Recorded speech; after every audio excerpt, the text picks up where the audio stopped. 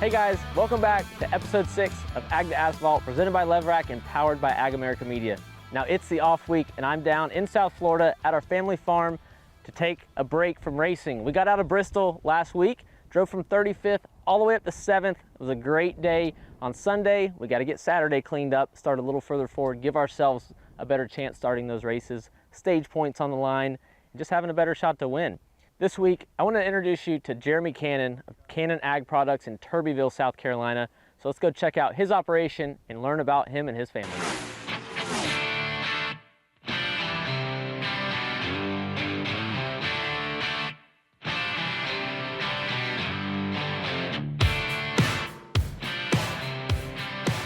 All right guys, today we're in Turbeville, South Carolina at Cannon Ag Products here at the market. And here with Mr. Jeremy Cannon, where we're seeing your operation. Pretty diverse, got a lot going on. I can read the sign, I could say it, but I'll let you tell us what all you've got going on here at the market.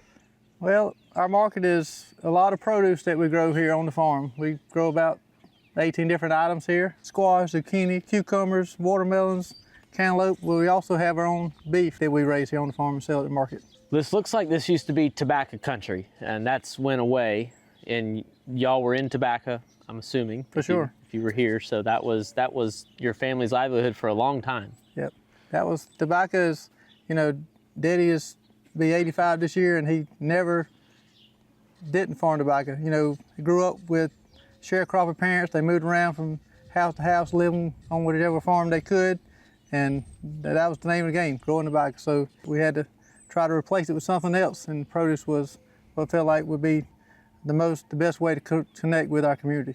I'm sure there was thoughts and conversations about what do we do, how do we survive it. Was there ever a thought of get out of ag? There's a bunch of years like that because the last couple of years have been so tough. When tobacco is the cash crop for your family, even for this community, for our state for so long, you know, the conversation, the statement was made for so long is like, how can we make it without tobacco?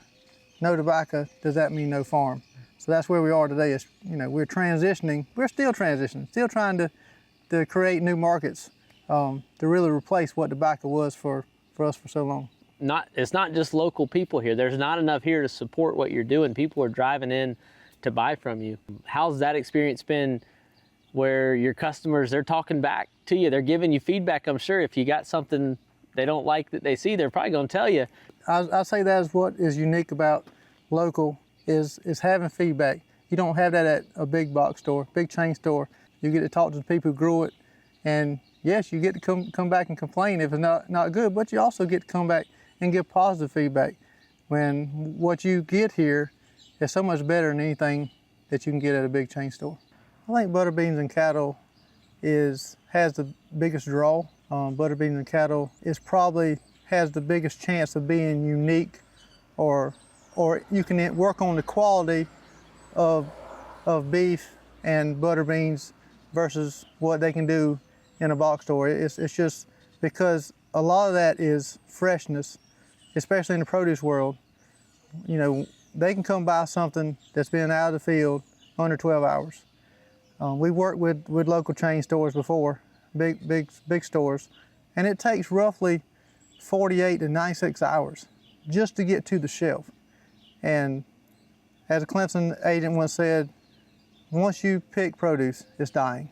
So the sooner you can get it into the hands of a consumer, the better it is. Being from Florida, we've got our Fresh from Florida program, so I know how that works. Talk to me about Certified South Carolina and how does that affect what you're doing here at the farm? Well, I think Certified South Carolina, our biggest way it helps out is there are stores, there are chains that have really tried to promote South Carolina grown, because they realize the quality that they're getting and the freshness that they're getting if it's bought local versus coming from out of state.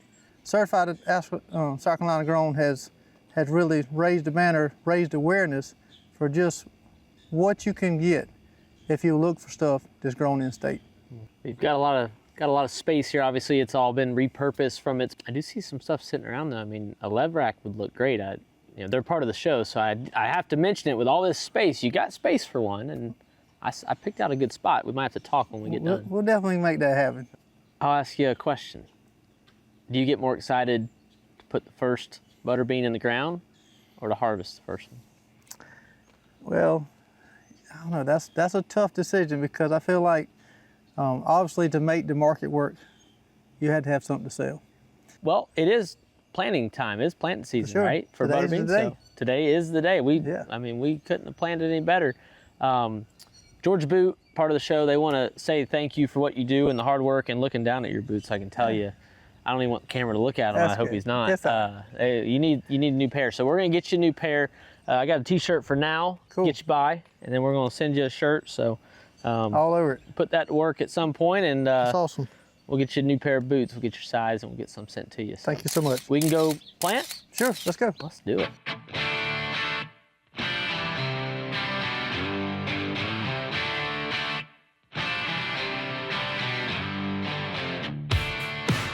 All right, well, we just went a few miles down the road from the market.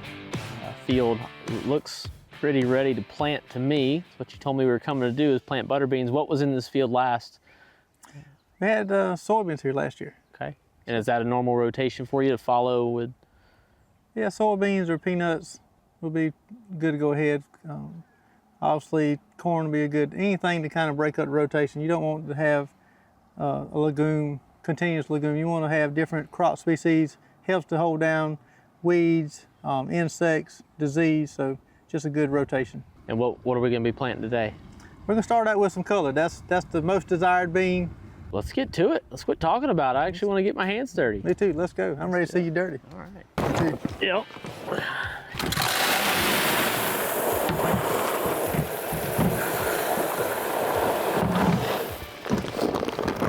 Tell you what, you know, if the racing doesn't work out, I got you something.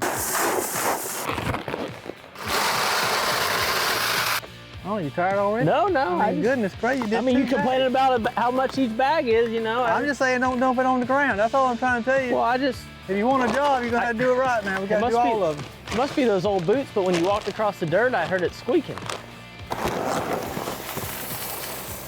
You do pay by the hour, right? I hope he ain't paying by the bag. He'd be broke. He'd never hire me. Well, I'm glad you said stuff that I really didn't know how to say.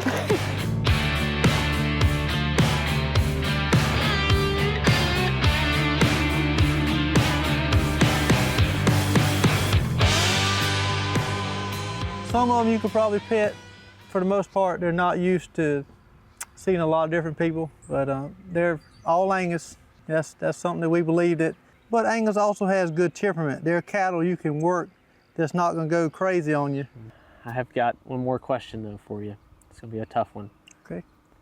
Why do you do this? Well, I had to believe as a farmer you had to be a little bit crazy, but it gets in your blood and you just love it. I love being outdoors. I love being around people.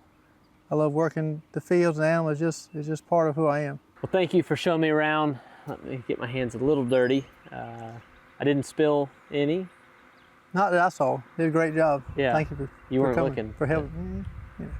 No, it's this has been great. It's an area of the country and the state here that pass by. We're not far from the interstate, and you know there's so much ag out here. It's great to see what y'all are doing, continuing to reinvest and diversify. And yes, tobacco has passed its time. It's gone, and the farm thrives, and you continue to keep going and see your boy out here starting to do some work. Although you know, learning from Pops, it's cool to see. So thank you for letting us come check it out. Well, thank you for coming. Always great to have you. Come on back whenever you can. All right, I hope y'all enjoyed our trip to Turbeville. Now I'm gonna take the rest of this Easter break and enjoy it here at the family. We're harvesting watermelons in South Florida, so be on the lookout for fresh from Florida watermelons, and we'll see y'all at the track.